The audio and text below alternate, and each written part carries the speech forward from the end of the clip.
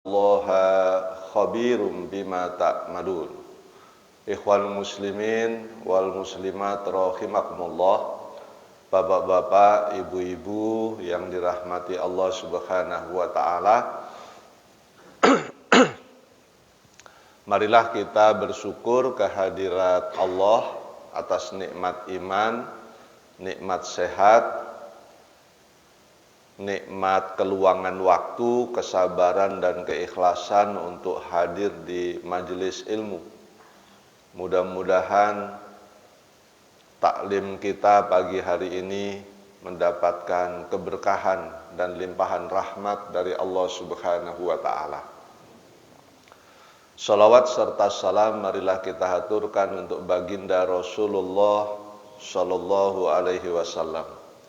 Semoga dengan senantiasa bersolawat dan berkirim salam untuk Rasul kita semua yang hadir di majelis ilmu pagi hari ini, keluarga kita di rumah, orang tua kita khususnya kandung, mertua yang masih ada maupun yang telah tiada, kiranya di yaumil qiyamah kelak semuanya akan mendapatkan syafaat dari Rasulullah sallallahu alaihi wasallam.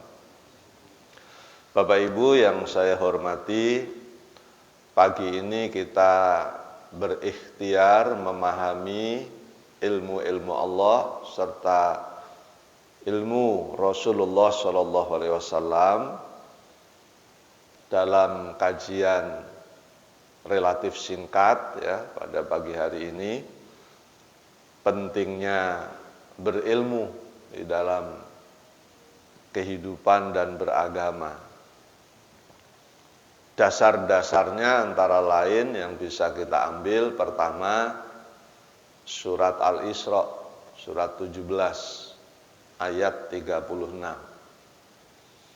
Allah berfirman, wala taqfu ma laisa laka bihi ilmun, inna sam'a wal basara wal fuada kullu ulaika kana anhu mas'ula. Jadi kata Allah Subhanahu wa taala, kita diingatkan janganlah kalian ikut-ikutan di dalam beragama tanpa ilmu pengetahuan. Wala taqfu ma laisa laka bihi ilm. Janganlah engkau ikut-ikutan kalau enggak ada ilmunya, kalau enggak tahu persoalannya, kalau enggak tahu duduk perkaranya. Inna sam'a, sesungguhnya pendengaranmu, wal basara, penglihatanmu, wal fuada, hatimu, kullu ulaika kana anhu mas'ula, akan diminta pertanggungjawaban. Jadi kalau enggak tahu perkara, enggak usah nimbrung-nimbrung, enggak usah berpendapat. Kalau ragu-ragu, cari sumbernya. Selama dalam ikhtiar mencari sumber keliru, insya Allah diampuni. Tapi kalau sudah ketemu sumbernya, rujukannya sudah jelas, ikuti dengan baik. Meskipun masih berbeda dengan orang lain. Yang penting sumbernya jelas. Jadi kalau sumbernya nggak jelas, masih ragu-ragu, ikhtiar dicari. Itu yang pertama. Rujukan yang kedua terkait dengan ilmu, surat Al-Mujadilah. Surat 58 ayat 11. Yarfa'illahu alladhina amanu minkum walladhina utul ilma darajat. Jadi kata Allah Subhanahu wa taala, Allah itu akan mengangkat derajat orang yang beriman dengan catatan dia juga berilmu. Jadi tidak hanya beriman tapi juga berilmu. Jadi bukan cuma berilmu tapi enggak beriman. Jadi ini dua-duanya komplementari, saling melengkapi. Hidup itu menjadi lebih mudah kalau kita punya ilmu, juga imannya bagus. beriman saja tanpa ilmu. Nah, saya mohon maaf, ini agak keluar sumbernya, tetapi karena sejalan dengan Al-Quran dan hadis, tetap saya kutip ucapan Albert Einstein. Ya, karena ini berkaitan dengan ilmu juga, dan di sini mungkin ada yang sekolah, ada yang kuliah. Albert Einstein itu mengatakan, science without religion is blind. Ilmu pengetahuan tanpa ditunjang agama itu buta. Pinter saja, nggak punya iman, nanti suka memanipulasi proyek jalan harusnya 1 miliar dibikin 500 juta. Itu yang dimaksud science without religion is blind. Ilmu tanpa agama buta. Saya meyakini sarjana-sarjana kita lulusan ITB itu hebat-hebat. Tapi kalau begitu disuruh bangun gedung, bangun jalan, karena imannya nggak ada, jadi nggak hebat bangunannya, nggak hebat jalannya. Religion without science is lame. Beragama saja tanpa ilmu lumpuh. Jadi kita sholat aja, berdoa aja, ilmunya nggak ada, lumpuh juga, nggak bisa berkompetisi dengan orang lain. Ya, nggak bisa berkompetisi. Saya kasih contoh, tadi ke sini sempat menghidupkan mobil El Sinta diskusi tentang Palestina. Israel itu tingkat literasinya sudah 100%, Pak. Orang-orang Israel itu pendidikannya rata-rata minimal sudah sarjana. Korea Selatan itu tingkat literasinya sudah 100%. Ya. Negara lain, nah, kalau ikut standar Human Development Index, Norwegia, Finlandia, Swiss, itu sudah 100%. Indonesia, yang notabene penduduk Islamnya saya kira lebih dari 70%, itu harapan lama sekolah, ini harapan ya, harapan lama sekolah itu 12 tahun. Artinya baru diharapkan orang Indonesia itu lulus SMA dan sederajat. Tapi rata-rata lama sekolah, ini data ini Pak, itu ternyata baru 9 tahun, bahkan nggak nyampe 9 tahun. Artinya orang Indonesia kalau yang doktor digabung jadi satu sama yang nggak sekolah, itu orang Indonesia baru lulusan SMP. Oke, termasuk Palestina. Maka sampai sekarang saya gemes sebetulnya, Israel mau mencaplok Palestina, sampai sekarang negara Islam nggak ada yang berani terang-terangan membela secara vulgar. Ayo kita bersatu, terus kita serang Palestina. Ini kalau kita bicara vulgar saja. Karena apa? Bayangkan aja kalau sarjana lawan anak SMP gitu, kira-kira gimana? Ini logika saja Pak. Dan sampai sekarang Bapak Ibu kalau melihat data, lihat indeks pembangunan manusia, itu nomor 1 sampai 20, hampir ya, tidak ada negara Islam. Negara paling makmur di dunia itu negara yang relatif penduduknya hampir tidak ada yang sholat. Norwegia sampai sekarang belum tergeser. Penjaranya hampir kosong Pak, Norwegia. Nggak ada penjara Pak. Di Indonesia haji nunggunya 30 tahun, tapi penjaranya udah penuh, over capacity. Nah, padahal nunggu haji 30 tahun. Bayangkan. Di Norwegia sepeda kita geletakin aja gitu, nggak ada yang ngambil. Kita ke masjid mau pakai sendal, mikir milih yang mana. Coba. Ya. Ini tantangan ya Bapak Ibu ya. Ikhwanul muslimin wal muslimat rahimakumullah. Begitu pentingnya ilmu ini sampai Rasulullah Shallallahu Alaihi Wasallam memberikan gambaran orang kalau lagi berangkat menuntut ilmu, menyebarkan ilmu, terjadi accident, meninggal, sampai dikategorikan mati syahid. Begitu pentingnya menuntut ilmu. Imam Syafi'i mengatakan, Man aroda dunya fa'alaihi bil ilmi. Kalau kalian mau menguasai dunia, hidup gampang, makmur, sejahtera di dunia, engkau harus berpendidikan tinggi. Harus berilmu. Saya menerjemahkan berilmu itu berpendidikan tinggi. Ya, tidak sekedar ada ilmu. Nanti ilmunya kita lihat. Terus beliau melanjutkan, man aroda akhirata fa'alaihi bil ilmi. Kalau engkau ingin gampang di akhirat, harus berilmu. Ini luar biasa kedudukan ilmu pengetahuan. Wa man aroda humma fa'alaihi bil ilmi.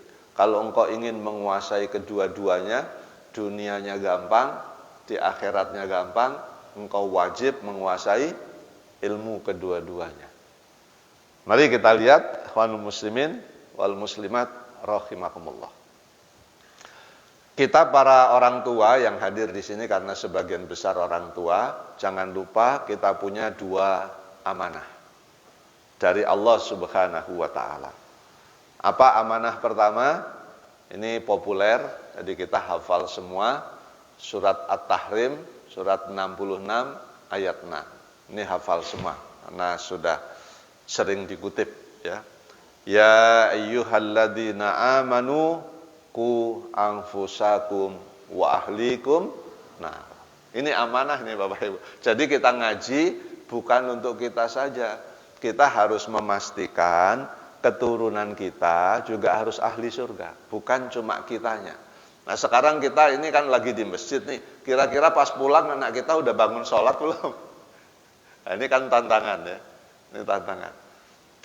Ternyata banyak orang tua yang menderita, bapak ibunya rajin sholat, ternyata anaknya belum rajin sholat. Bahkan ada bapak-bapak yang menderita, bapaknya pulang dari masjid, istrinya belum sholat subuh. Ya, ini kan tantangan ini. Atau sebaliknya, ibu-ibu di sini ada yang menderita, udah belasan tahun pengen pergi bareng dengan suaminya ke masjid, sampai sekarang belum mau suaminya bareng ke masjid. Nah, ini tantangan, ya. Tapi jangan mencari solusi tergampang, karena kalau solusi tergampang, punya istri nggak taat setahun 2 tahun lalu cari alternatif lain. Ini biasanya orang-orang yang mudah putus asa. Kalau ibu-ibu agak sulit, ya, mencari itu fakta. Ikhwanul muslimin wal muslimat rahimakumullah. Kita lihat nanti kaitannya kehidupan ini dengan situasi sosial yang terjadi di Indonesia. Amanah kedua ada di surat An-Nisa ayat 9. Wal yahshal ladina law taraku min khalfihim dzurriyyatan di'afan khafu alaihim falyattaqullah wal yaqulu qaulan sadida.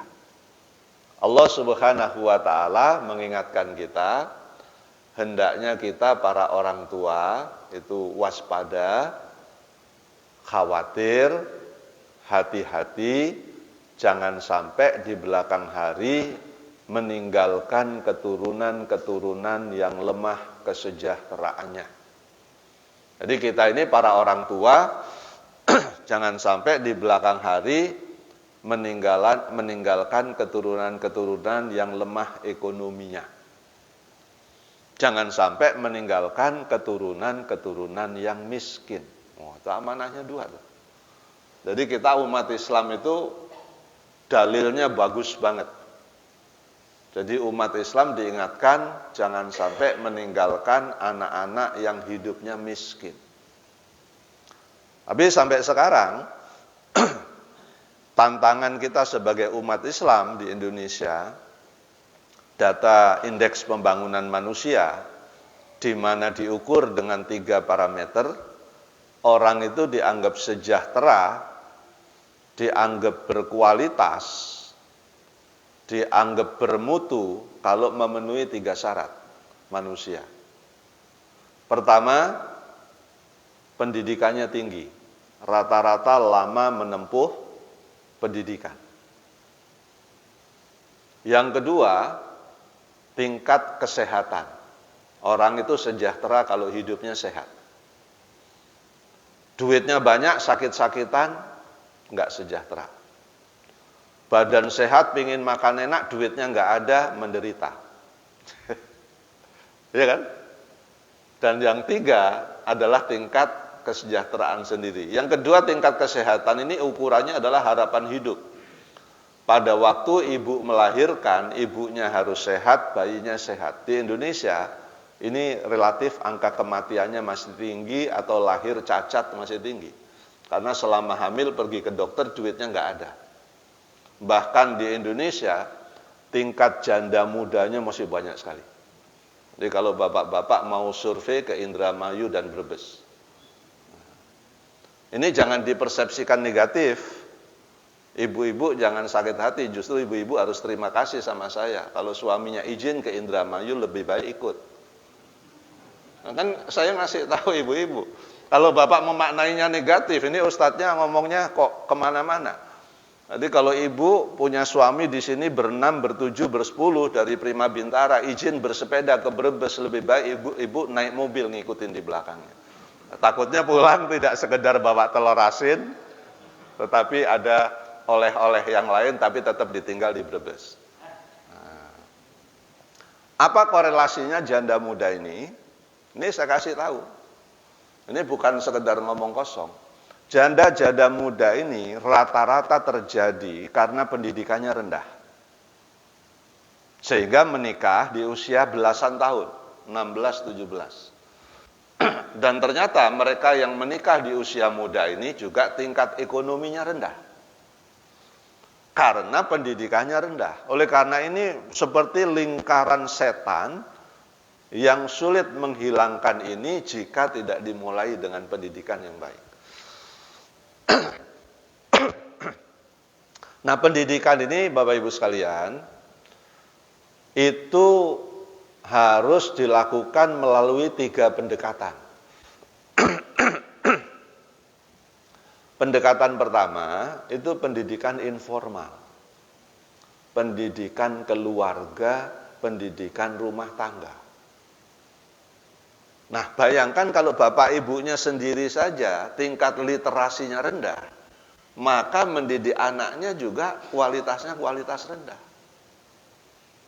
Oleh karena itu harus dimulai dengan orang tua yang menginspirasi, memberikan keteladanan, berinteraksi dengan baik, tidak hanya memberikan instruksi tetapi ada diskusi dengan anak-anaknya.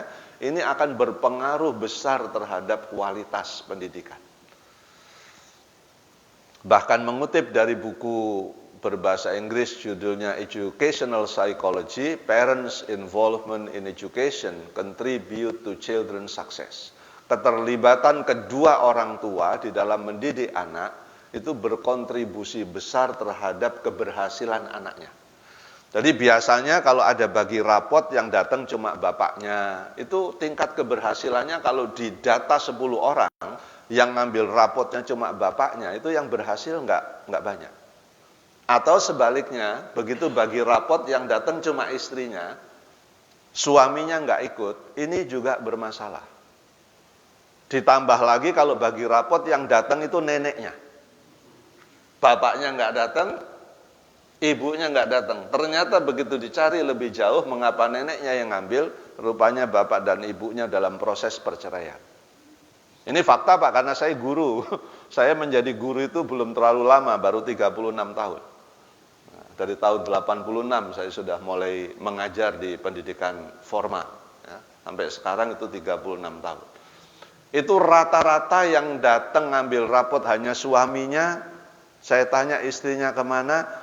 Kalau toh harmonis, berarti istrinya tidak punya willingness, tidak punya kemauan, tidak punya rasa ingin tahu perkembangan anaknya di sekolah itu seperti apa. Walaupun suami istri ini harmonis. Tapi kalau yang datang satu mementingkan urusan yang lain dibanding mengetahui perilaku anak kita di rumah kita tahu. Tapi di sekolah itu bisa jauh berbeda dari yang ada di rumah. Nah, oleh karena itu mohon disampaikan kepada anak-anak kita, kalau namanya diundang sekolah itu harus merupakan waktu yang ditunggu-tunggu. Mohon maaf saya menyampaikan, saya sampai sekarang dengan istri saya, tentu anaknya udah besar semua, paling kecil pun sudah sarjana, sudah bekerja. Itu hampir tidak pernah ngambil rapot itu istri saya sendirian atau saya sendirian. Hampir tidak pernah, mungkin belum pernah. 3 anak. Jadi kalau ke sekolah itu bersemangat diundang wali kelas, habis itu kita berdua, walaupun istri saya guru, saya pendidik, mendengarkan dengan baik apa yang diceritakan oleh guru tentang anak kita. Jadi jangan kita malah seperti menggurui, lebih pintar, enggak, kita dengarkan bagaimana anak-anak kita itu di sekolah. Jadi ini saya bicara yang praktek-praktek ya, tidak teoritis. Nah, saya pernah punya masalah soalnya Pak, di Lab School Rawamangun tahun 90, itu 32 tahun yang lalu. Saya menjadi wali kelas, Lab School Rawamangun ya. Saya menjadi wali kelas SMP. Punya murid, kerjaannya kalau dinasihati nangis. Kenapa anak ini? Nangis aja. Kalau diajak ngomong nggak bisa bicara. Bagi rapotnya nggak bagus. Setelah berminggu-minggu baru buka suara. Kenapa? Rupanya dia itu hanya dibesarkan oleh supir dan pembantu. Kedua orang tuanya bisnis, satu di Amerika, satu di Singapura.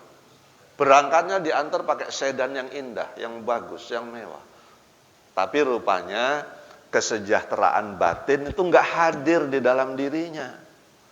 Nah, jadi Bapak-Ibu sekalian, ini saya contoh kasus karena murid saya sendiri saya ceritakan tidak bisa berprestasi dengan baik. Sementara Allah Subhanahu wa taala menganjurkan kepada kita, nanti pendidikan baru pendidikan informal ya, pendidikan keluarga. Surat Al-Qasas, surat 28 ayat 77. Apa kata Allah Subhanahu wa taala? Wabtaghi fima ataqallahu daral akhirah.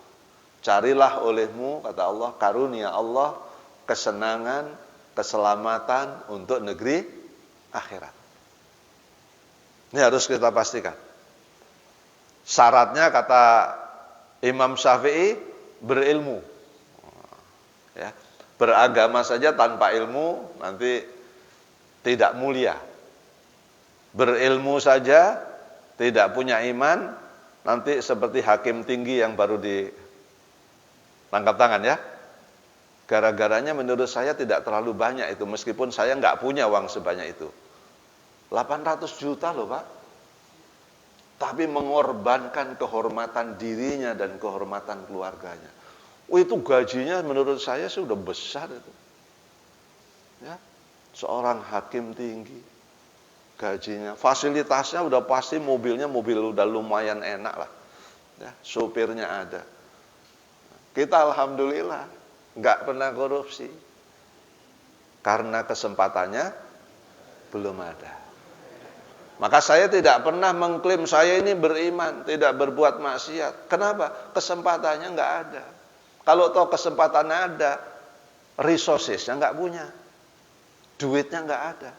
Maka bersyukurlah kita ini jadi orang yang sedang-sedang saja mau berbuat maksiat, duitnya nggak ada, ya kan? Mau keluyuran kemana-mana, kendaraannya nggak ada. Jadi selamat kan? Alhamdulillah. Tapi itu juga kurang bagus. Yang bagus itu kayak Nabi Yusuf, kesempatannya ada, ya, punya resources, ganteng, tapi tetap tidak mau berbuat maksiat. Itu yang hebat. Nah, kembali ke surat Al-Qasas. Pesan Allah Subhanahu wa taala, "Wala tansa nasibaka minad dunya." Umat Islam itu sudah, ini ayat asli Pak, ini bukan bikinan saya. Tapi jarang dikutip, jarang dihembus-hembuskan oleh para narasumber. Orang Islam itu diingatkan Allah, "Wala tansa nasibaka minad dunya." Jangan sampai karena kamu pingin masuk surga, sampai melalaikan kesenangan dunia. Jangan sampai.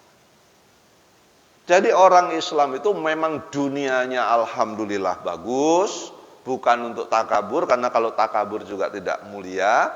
Karena di dalam surat Al-Furqan ayat 63 diingatkan, wa ibadur rahmanil ladzina yamshuna 'alal ard hauna wa idza khatabahumul jahiluna qalu salama. Meskipun engkau di dunia berhasil, pendidikan tinggi, kesejahteraan tinggi, janganlah melangkah di muka bumi ini dengan menyombongkan diri. Gak usah bersombong-sombong. Karena kalau sombong, tidak tawadhu, nanti gak mulia.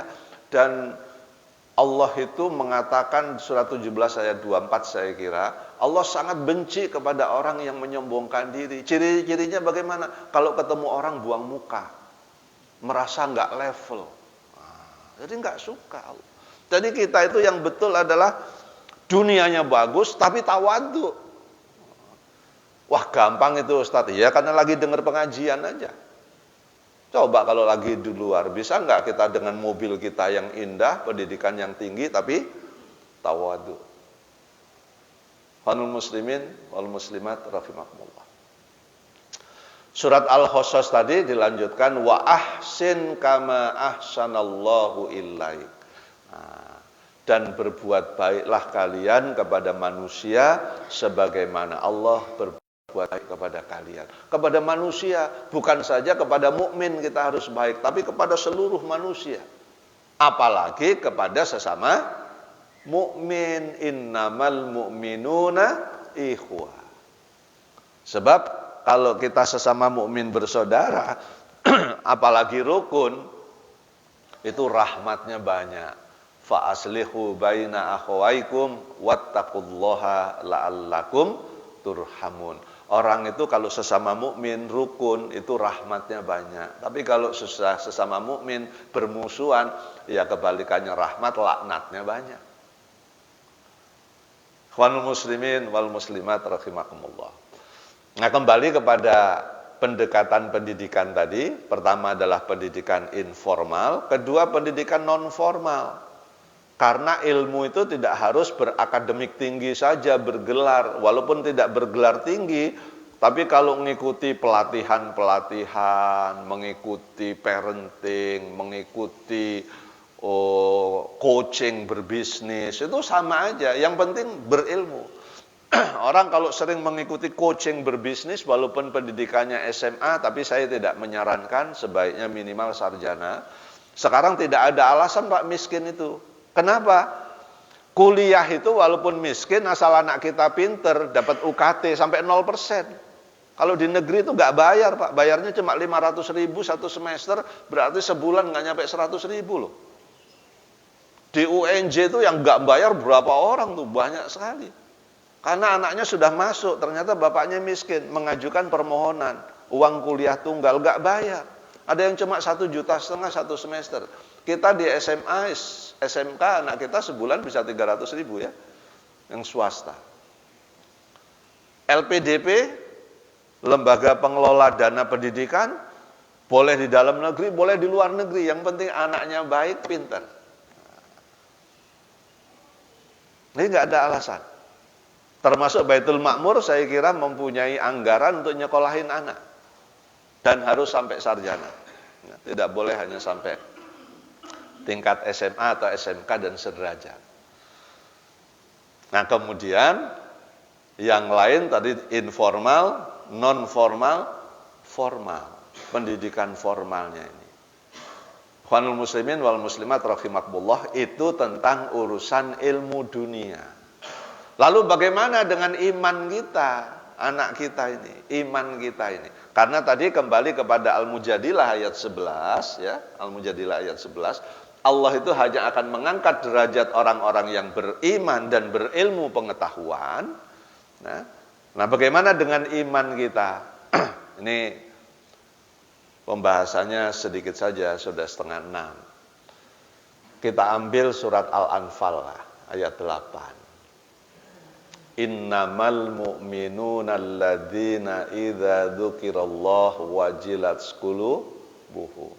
Bagaimana kita, diri kita sendiri membentuk anak-anak kita Supaya cinta kepada Allah. Kalau sudah dengar Allahu Akbar, langsung bergegas gitu ambil air wudhu. Tapi kita punya tantangan ini. Anak kita dengar azan masih aja main HP, masih aja main game. Azan sudah berkumandang. Bukan kita Bapak Ibu ukurannya. Kalau kita ini mah karena rajin sholat ini karena udah mau mati kita ini. Nah, kita ini kan rajin ke masjid ini karena alhamdulillah ada sadar diri bahwa umur kita mungkin nggak panjang lagi. Tapi persoalannya kita punya amanah tadi loh. Pelihara dirimu dan keluar kamu. Apakah anak kita dengar azan juga begitu? Nah ini persoalannya. Bagaimana supaya anak kita ini memiliki kecintaan kepada Allah, begitu mendengar asma Allah tergetar hatinya. Bahkan telinga kita ini azan belum berkumandang, pagi 3.30 sudah bangun itu. Karena hati kita sudah terpaut kecintaannya dengan Allah Subhanahu wa taala. Gimana caranya? Harus banyak berinteraksi dengan anak kita, banyak diskusi, banyak kalau WA sudah sholat sayang, kamu di mana? Jangan lupa sholat. Jangan lupa ya nak, sholat sunnah, rawatib, qobliyah, ba'diyah. Wah harus sering banget. Jangan cuma diingatin udah belajar belum. Tapi sholatnya enggak. Bapak Ibu sekalian, kalau kita punya keturunan yang sudah memiliki kecintaan kepada Allah sebegitu tingginya, apa jaminannya? Orang yang cintanya kepada Allah luar biasa, ilmunya tinggi. Wah, lihat itu surat Fusilat surat 41 ayat 31 32 ya. Apa kata Allah? Orang yang mengatakan sesungguhnya Tuhanku itu Allah, nggak ada yang lain-lain. Artinya apa? Walaupun sedang berkegiatan, kalau sudah dengar nama Allah, tinggalkan kegiatan yang lain. Kemudian sumastaqamu, dia istiqomah, mempertahankan kecintaannya kepada Allah.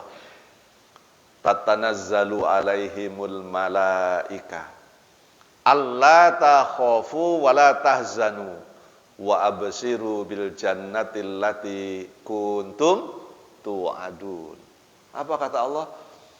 Kita, diri kita, keturunan kita, kalau sudah memiliki kecintaan kepada Allah sampai begitu disebut Ya Rahman tergetar, Ya Rahim tergetar, Ya Kudus tergetar, Ya Salam tergetar, Ya Kohar, Ya Jabar, Ya Muhaimin tergetar semua.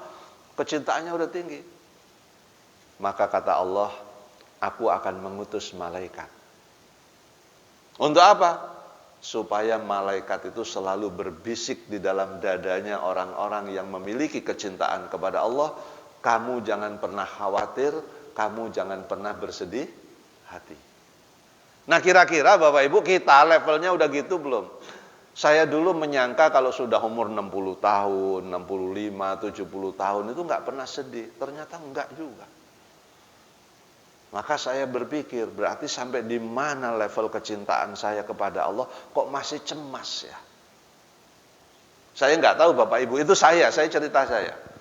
Dalam usia begini, anak udah kerja semua, kok masih cemas ya? Berarti saya ini masih masih meragukan kehadiran Allah. Berarti belum sumastaqamu, belum istiqomah.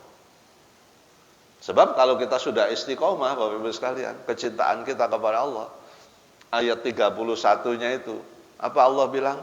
Nahnu auliyaukum. Allah bilang, saya sendiri dan para malaikatku. Fil hayati dunya wa fil akhirah, akan menjadi pelindung kamu di dunia dan di akhirat. Saya dan para malaikatku. Jadi mestinya orang Islam itu hatinya tenang, tentram, sejahtera. Dan bukan cuma itu kata Allah. Di akhirat pun aku jadi pelindung kamu. Kami jadi pelindung kamu. Nahnu auliyaukum fil hayati dunya wa fil akhirah. Walakum fiha ma tastahi anfusukum. Walakum fiha ma tadda'un. Ikhwanul muslimin wal muslimat rahimakumullah, karena saya melihat Bapak Ibu sudah capek ya, kan saya melihatnya begitu. Ada terkesan gitu kok kelihatannya sudah capek. Nah, jadi saya kasih kesempatan untuk memperkaya apa yang sudah saya sampaikan. Bukan untuk tanya ya, untuk memperkaya, menambahkan ayat, menambahkan hadis yang tadi belum terungkap, mohon dilengkapi supaya semakin luas hasanah kita.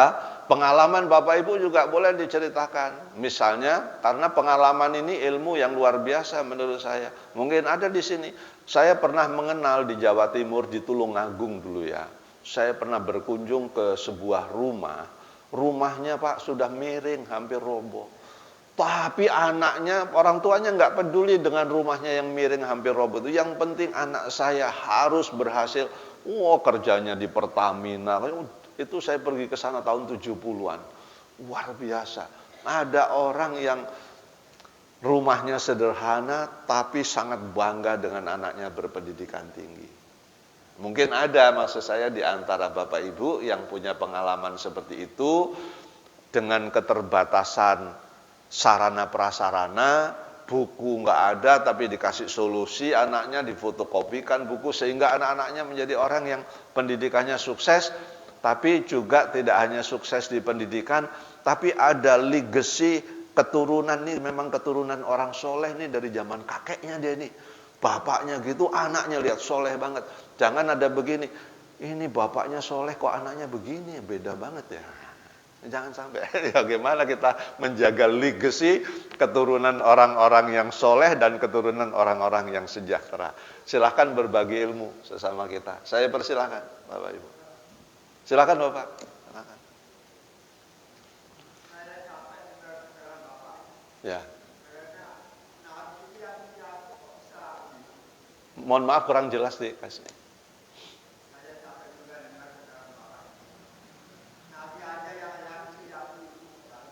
Nabi aja. Ya. Tapi dia Bapak? Oh iya. Terima kasih Bapak, saya sangat senang Bapak mengatakan yatim piatu berhasil. Satu, analisis kita, Nabi itu sangat jauh berbeda dengan kita Pak. Satu, beliau memang orang yang sudah terpilih dan dipelihara oleh Allah. Nah kita, kalau anak yatim tidak kita urusi, tidak kita pedulikan, saya khawatir nanti mereka menjadi orang-orang yang satu tidak berpendidikan. Kalau tidak kita urus Pak ya, itu harus menjadi urusan kita. Jadi siapa yang harus bertanggung jawab? Silahkan Bapak Ibu introspeksi. Bapak Ibu udah ngurusin anak yatim berapa sih? Saya berapa sih? Bukan cuma Bapak Ibu ya Pak ya. Saya juga bertanya pada diri saya sendiri. Saya ngomong gini udah ngurusin anak yatim berapa saya ini? Fakir miskin berapa yang saya sekolahkan? Sampai sarjana udah berapa orang? Nah, kalau Rasulullah kita bahas Pak, ya memang manusia yang sudah dipilih. Jangankan. Itu contoh Rasulullah bagus. Tapi ada nabi lain sudah dijadikan nabi, keluarganya nggak terurus dengan baik. Bukan karena beliau tidak bertanggung jawab. Maksud saya mau begini, nabi saja itu belum tentu bisa mendidik istrinya dengan baik. Bagaimana kalau kita tidak mempunyai kesadaran untuk melakukan itu? Ini memang secara sadar saya harus membentuk. Nabi contohnya, ya Nabi Lut sampai meninggal istrinya begitu. Nabi Ibrahim, Nabi yang Hanif sampai meninggal, bapaknya nggak bisa jadi muslim. Ini bukan kesalahan Nabi Ibrahim loh Pak, karena hidayah itu urusan Allah. Itu saja diikhtiarkan berdoa nggak berhasil. Bagaimana kalau kita nggak punya kesadaran? Kita kan tahapannya untuk mendidik anak itu 5 harus kita lakukan dengan kesadaran. Syukur Bapak tanya, kalau nggak ini nggak keluar yang 5.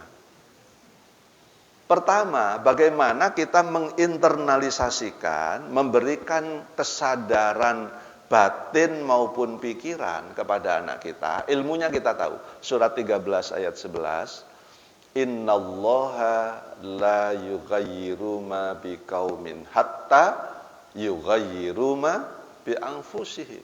Anak kita itu kan harus sadar diri bahwa Allah itu Tuhan kita, nggak pernah mengubah nasib kecuali kita yang mengubahnya. Satu. Yang kedua, ajarkan anak-anak kita supaya memiliki kepribadian. Surat Al-Nasrah ayat 7, surat 94, faida farokta fansob, supaya menjadi pekerja keras. Saya sampai sekarang loh Pak, sebagai dosen, banyak anak-anak beragama Islam ini IP-nya rendah, saya gemes. Saya sebagai dosen, Bapak silahkan dengan profesi Bapak. Saya sebagai guru, kalau anak orang Islam IP-nya 2,5, 2,7, saya gemes. Kamu kenapa sih nilainya rendah? Apa yang terjadi sama kamu? Nah, ternyata juga banyak yang bapak ibunya nggak peduli, nggak pernah dipuji anaknya, nggak pernah ditanya ada kesulitan apa kuliah, cuma dibiayai saja. Nah ini nanti korbannya banyak kalau berpikir seperti bapak tadi. Maka kita sebagai orang tua harus sadar supaya sering ngobrol sama anak kita itu punya tempat untuk mengungkapkan. Capeknya pulang kuliah ditanya, gimana tadi kuliahnya, dosennya menyenangkan semua, misalnya Pak ya. Nah, itu beda, kultural kita beda-beda.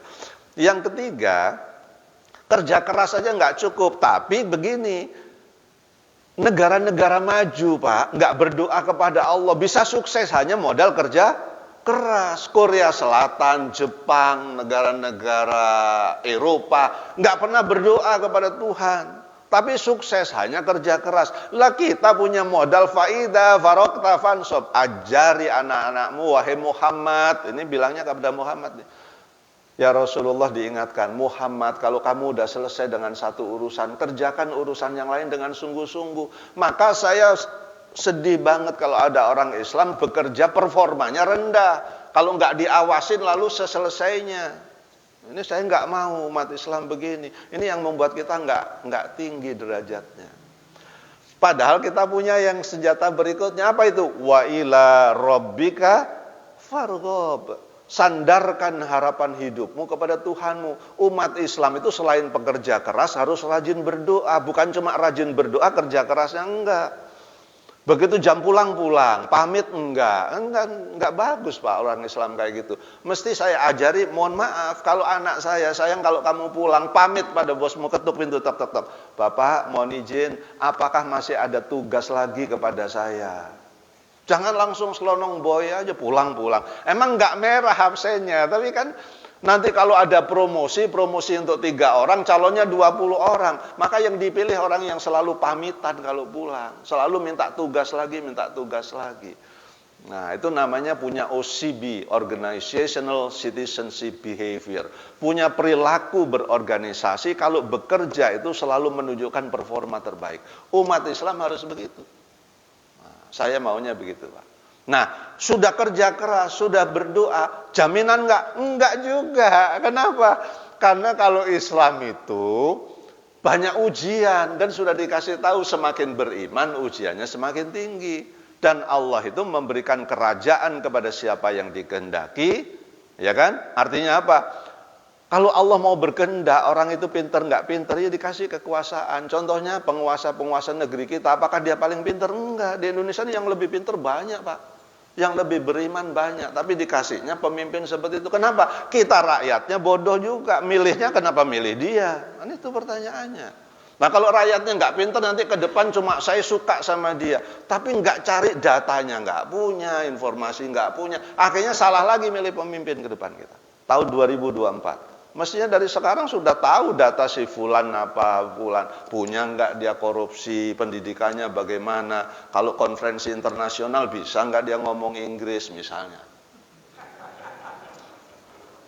Seperti kampanye jadi. Nah, maksud saya Pak yang keempat, supaya anak kita diajari, walaupun sudah bekerja keras, sudah berdoa, kamu belum tentu orang yang dipilih dipromosikan. Maka kamu harus wa ala rabbihim yatawakkalun. Kamu tawakal sayang, walaupun sudah performa terbaik, doamu di pagi hari nyampe kantor sebelum masuk sudah sholat duha, kamu tawakal nak, karena urusan keputusan itu Allah yang memutuskan. Tawakal itu artinya apa? Bersiap diri menerima keputusan Allah yang belum tentu sesuai dengan harapan kita. Supaya kalau keputusan Allah ternyata percuma saya kerja paling baik, datang paling pagi, doa paling banyak, ternyata begitu diangkat jadi kepala divisi bukan saya yang dipilih. Kalau nggak punya sikap seperti yang dibaca Imam Muhsin tadi di rakaat kedua, walaqad ataina Luqmanal hikmata anishkur lillah. Ajarkan kepada anak-anak kita supaya menjadi keturunan yang selalu bersyukur kepada Allah. Apapun keputusan Allah itulah yang terbaik untuk kamu. Wa may yashkur fa innama yashkuru li nafsi. Sayang kalau kamu bersyukur maka kebaikan syukur itu akan kembali kepada dirimu. Nah, kalau kita ilmunya nggak ada mendidik itu, bagaimana berkomunikasi dengan anak kita? Maka pagi ini saya tidak berpretensi menjadi orang yang paling baik. Saya cuma mengajak Bapak Ibu bersama-sama supaya keluarga kita ini menjadi keturunan yang baik-baik. Nah, tidak lebih dari itu. Karena kita semuanya masih berikhtiar, Pak. Saya nggak tahu cucu saya nanti seperti apa. Tapi kalau nggak ada ikhtiar, nggak ada doa gimana? Ada ikhtiar, ada doa aja nggak ada jaminan gitu. Apalagi nggak punya ilmunya gitu. Itu kira-kira seperti itu, Pak. Jadi mohon maaf kalau bicara nabi yang gagal mendidik anak ada, yang tidak mampu membuat bapaknya beriman, Nabi Ibrahim ada, Nabi Nuh juga demikian. Tapi bukan nabinya yang salah, karena memang itu dijadikan sebuah skenario supaya manusia ini belajar. Nabi aja bisa seperti itu, keluarganya gimana kamu kalau nggak belajar, gitu kira-kira begitu. Tambah nanti probabilitas kegagalannya lebih tinggi, gitu. Oleh karena itu kita mesti berhati-hati, kita waspada. Gitu Pak, kira-kira. Apakah masih ada yang lain? Silakan Bapak, monggo. Assalamualaikum warahmatullahi wabarakatuh. Waalaikumsalam. Saya orangnya di sekitar sini, walaupun bukan dari kompleks ini, saya dari Riau, pada keluarga. Saya umat Islam dan harus juga berkunjung dan tetap masjid yang bukan di lingkungan ini. Nah, saya berterima kasih sekali ada Bapak bisa memberikan, sebenarnya waktunya kurang cukup ya, tapi ini sudah sangat berguna sekali. Cuman saya ingin menanyakan Pak, kan Islam itu pernah juga dalam masa kejayaan. Ya. Di ilmu pengetahuan itu milik umat Islam dan kedokteran, ilmu angkasa, ilmu falak, macam-macam itu. Ketika ilmu pengetahuan berada di tangan umat Islam itulah umat Islam menemukan kejayaan. Mereka ya bisa dikatakan menguasai Eropa, dunia inilah sebenarnya. Nah, tapi kenapa setelah masa kejayaan itu umat Islam itu dengan ilmu pengetahuan seakan-akan terpisah? Ya. Padahal satu-satunya kitab suci itu yang mengatakan ikhrokis berobifera di sekolah bahwa kita itu harus membaca dan belajar agar kita mempunyai literasi yang tinggi, bukan hanya dalam agama, juga mungkin juga dalam itu tidak tercermin kepada masyarakat Islam secara keseluruhan di dunia ini ya, apalagi kalau kita lihat di Indonesia, kalau kita lihat etos, mulai etos kerja, etos pendidikan, kita tuh apakah kita tuh diajarkan di Islam segala-galanya itu yang baik, yang menuju kesempurnaan sebagai insan itu ya saya lihat itu. Dan juga saya juga tadi tertarik pada bagaimana ini mungkin juga banyak yang disadari oleh kita orang Islam bahwa orang Kristen ada yang banyak menjadi Nasrani ketika dia mendidik anaknya itu kalau dia ke sekolah dia pasti hadir orang tuanya, laki dan perempuan itu suami istri itu hadir untuk. Nah kita itu ya kadang-kadang kayak Bapak bilang itu neneknya kadang-kadang dikirim, kadang-kadang kakaknya. Nah, saya juga punya suatu eksperimen menarik yang di kompleks saya. Di kompleks saya di Gria Bintara itu, dulu saya ketika ada cerita rapor, saya lihat kok warga saya Gria Bintara kurang kerja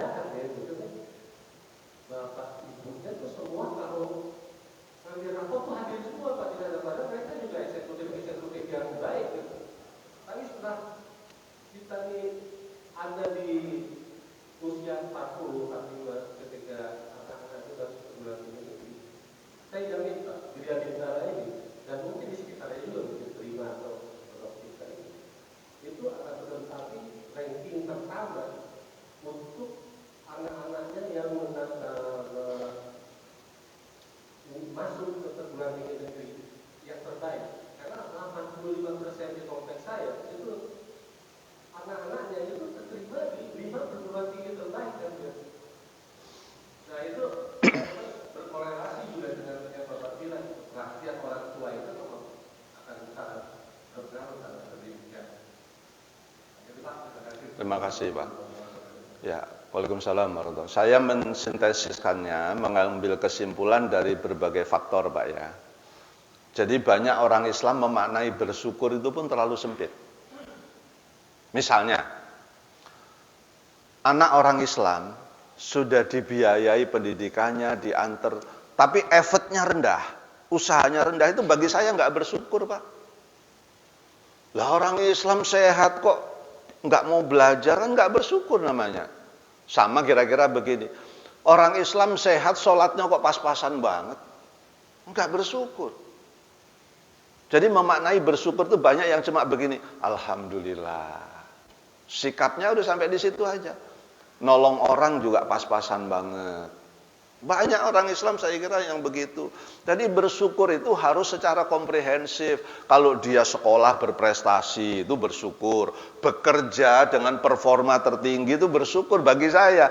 Saya ini kan kerjaannya dosen. Kalau saya ngajarnya itu muridnya belum paham, udah cukup yang penting waktunya habis. Saya nggak bersyukur menurut saya.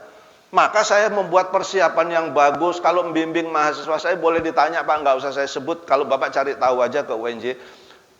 Di pasca bimbingan Sugiarto siapa ya, tanya satu mahasiswa comot aja. Kalau saya baca tesisnya, saya baca per lembar Pak. Hari Sabtu Minggu boleh datang ke rumah saya. Saya bersyukurnya begini, orang susah nyari kerja, saya masa sudah dikasih kerjaan sembrono. Enggak. Jadi bersyukur itu komprehensif banget gitu loh.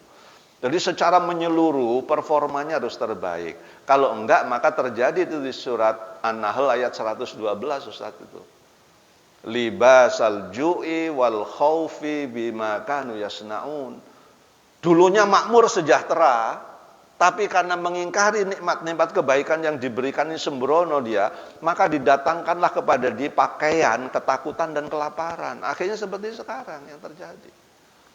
Ini contoh, saya bukan bersombong-sombong, saya cerita yang saya tahu. Kalau menceritakan nggak tahu nanti tidak membumi. Saya waktu kuliah di Inggris itu, teman saya orang Jerman, orang Itali, orang Prancis, orang Yunani, orang Singapura, orang Indonesia. Mereka itu Pak, belum jamnya masuk, itu aula sudah penuh Pak, milih duduk depan. Giliran saya sendiri orang Indonesia, orang Malaysia duduknya belakangan, karena supaya bisa ngobrol-ngobrol dikit di belakang. Ini asli Pak. Kok bisa orang Jerman masih 15 menit lagi nih. Kelasnya udah penuh, milih bangku paling depan. Karena mereka memang ingin betul-betul dengar. Nah sikap seperti itu bagi saya juga nggak bersyukur, udah dikasih kesempatan, nggak berusaha dengan sungguh-sungguh. Nah dikaitkan dengan keluarga tadi, kalau toh ada keluarga yang tidak harmonis, keluarga yang tidak peduli sebetulnya kepada pendidikan anaknya, berhasil, tapi kalau di data persentasenya berapa persen gitu loh. Tapi kalau ada 20 keluarga suami istri harmonis, mendidiknya memang dirancang, sebelum menikah sudah parenting, menikah juga masih parenting, ikut di Menara 165 yang diajar oleh Ustadz Nuzul Dikri ya. Ya kan? Ustadz Nuzul Dikri. Ya anak saya soalnya masih sering ikut, maka saya bisa cerita. Saya tanya, gimana nak? Ada ya orang perkawinannya udah 45 tahun masih ikut parenting. Subhanallah. Udah anaknya itu berarti kalau perkawinannya 45 tahun, anaknya udah jadi semua, masih ikut parenting. Bahwa menikah itu isinya adalah ujian semua. Ujian. Jadi bertahan. Lah bagaimana kalau kita merasa sudah cukup, capek mendengarkan kajian? Lalu gimana kita? Ya kembali kepada sikap masing-masing ya Bapak Ibu. Jadi kira-kira Pak satu memaknai bersyukur tadi harus luas sekali. Kedua, sampai sekarang ini saya sebagai pendidik, waktu masih ada zaman panas ya Pak, zaman UN, itu belum ada sekolah Islam itu yang prestasinya di Marsudiri, di Tarakanita. Belum ada, Pak. Saya sebagai guru loh ini ngomong. Nah itu kan berarti mengecewakan. Dalilnya bagus, tapi kenapa yang urutan atas itu mereka gitu. Nah, seperti yang Bapak ceritakan, karena mereka kedisiplinannya tinggi, sampai akhirnya ada 1-2 orang tua Islam yang bangga nyekolahin anaknya di sekolah Katolik. Itu yang saya nggak mau, karena pondasi iman Islamnya harus kuat sekali. Saya kira cukup ya Ustaz ya. Insyaallah nanti kita. Terakhir karena Bapak sudah mungkin ingin menambahkan atau apa. Ya, terakhir, silakan. Assalamualaikum warahmatullahi wabarakatuh. Waalaikumsalam.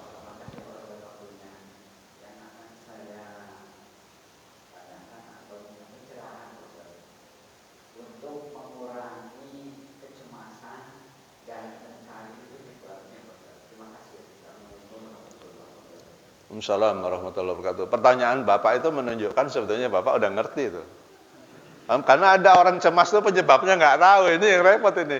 Nah, kalau teorinya sih gampang Pak, kalau teorinya. Ya, Ali Imran 191. Yang bikin hati tenang itu ya berzikir waktu berdiri, duduk, berbaring. Alladzina yadhkurunallaha qiyaman wa qu'udan wa 'ala junubihim wa yatafakkaruna fi khalqis samawati wal ard.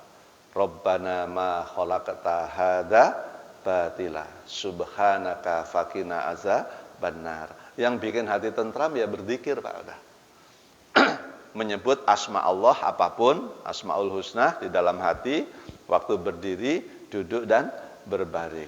Nah, kecemasan itu secara jujur itu ya diri kita sendiri yang bikin, karena laha ma kasabat wa 'alaiha maktasabat. Semua kebaikan itu karena engkau berikhtiar untuk baik, semua keburukan terjadi karena ulahmu sendiri. Jadi kalau kita cemas itu mungkin ada penyimpangan perilaku yang kita buat. Lalu kalau istilah orang barat itu you create the problem, you cultivate the result. Kamu yang menciptakan masalah, ya kamu yang panen masalahnya. Gitu kira-kira. Jadi kalau teorinya pokoknya berzikir Pak. Zikir itu banyak, bukan menyebut asmaul husna, baca Quran berzikir, sholat berzikir. Pokoknya yang mendekatkan diri kita kepada Allah Subhanahu wa taala itu adalah ikhtiar dalam rangka berzikir supaya hati menjadi tentram. Cuma kadang-kadang walaupun kita tahu ilmunya kalah dengan setannya, berzikirnya berhenti lalu menjadi cemas. Nah, ditambah lagi mungkin tawakalnya itu belum yakin 100% dengan keimanannya kepada Allah. Yang paling gampang sebetulnya teorinya ya udah dengan jiwa, dengan harta. Jadi nggak cukup juga Pak rajin sholat tapi pelit, itu juga bikin cemas. Jadi harus dengan hartanya itu dia kuat gitu. Orang biasanya kalau dengan hartanya aja bengkak, apalagi dengan jiwanya begitu kira-kira. Jadi dengan harta dulu biasanya. Bi amwalikum wa anfusikum. Gitu ya Pak. Terima kasih banyak Bapak pertanyaannya mengingatkan. Saya mohon maaf lahir dan batin jika ada kekurangan atau mungkin yang kurang berkenan di hati Bapak Ibu sekalian. Billahi taufiq wal hidayah. Assalamualaikum warahmatullahi wabarakatuh.